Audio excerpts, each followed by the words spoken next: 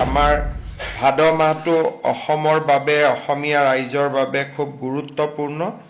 তাৰ ঠিক আগতে 20 আগষ্ট তাৰিখৰ আগতে আমি নামঘৰসমূহতো 1.5 লাখ টকা কৰি আমি মুকলি কৰি দিম যাতে ভাদ মাহৰ নাম প্ৰসংগৰ কাৰণে নামঘৰবিলাকো সাজু হৈ উঠিব পাৰে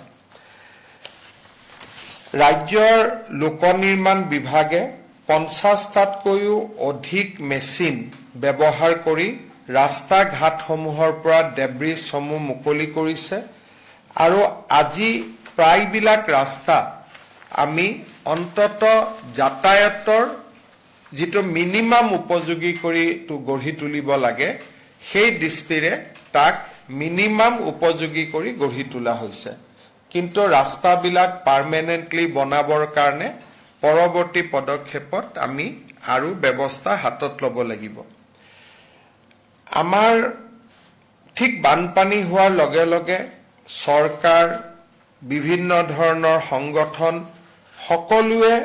ৰিলিফ মেটেৰিয়েল যথেষ্ট শিৱসাগৰ চৰাইদেউ জিলালৈ লৈ গৈছিলে কিন্তু ৰাইজে তেতিয়া আমাক কৈছিলে যে আমাক অলপ নগদ টকাৰ প্ৰয়োজন চাউল আছে দালি আছে কিন্তু নগদ টকা নাই কাৰণে আমি ঘৰলৈ উভতি যাব পৰা নাই ৰাজ্য চৰকাৰে প্ৰায় 4 লাখ পৰিয়ালক অৰুণোদয় আঁচনিৰ জৰিয়তে 1 আগষ্ট তাৰিখে 2,500 কৈ টকা মুকলি কৰি দিয়ে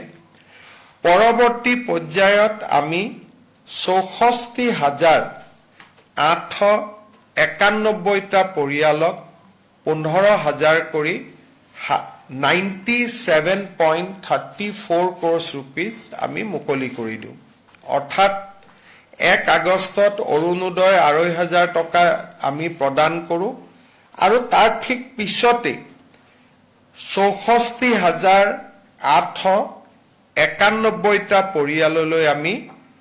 15,000 টকাকৈ আগবঢ়াওঁ চৰাইদেউ জিলাত 13,997টা শিৱসাগৰ জিলাত 43,909টা যোৰহাট জিলাত 5,388টা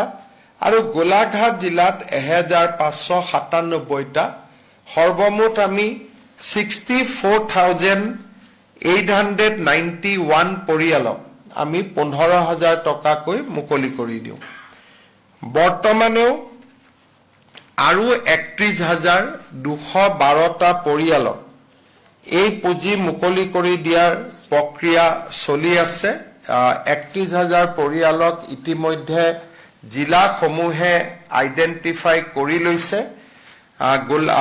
শিৱসাগৰত নতুনকৈ 18,772টা গোলাঘাটত 1,012টা চৰাইদেউত 7,028টা আৰু যোৰহাটত 4,400টা এওঁলোকৰ ডিটেইলছ জিলা আয়ুক্তসকলে প্ৰেৰণ কৰাৰ প্ৰক্ৰিয়া চলি আছে আৰু মই ভাবো যে অহা 2-3 দিনত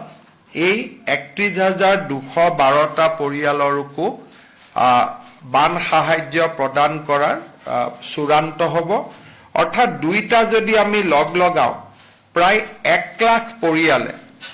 এককালীন 15,000 টকা কৰি ৰাজ্য চৰকাৰৰ পৰা লাভ কৰাৰ সম্ভাৱনা আছে ইয়াৰ লগত আমি হাতত লৈছিলো যে আমাৰ যিটো পাৰ্মানেন্ট ডেমেজ তাক আমি কেনেকৈ ৰাইজক সহায় কৰিব পাৰো পাৰ্মানেন্ট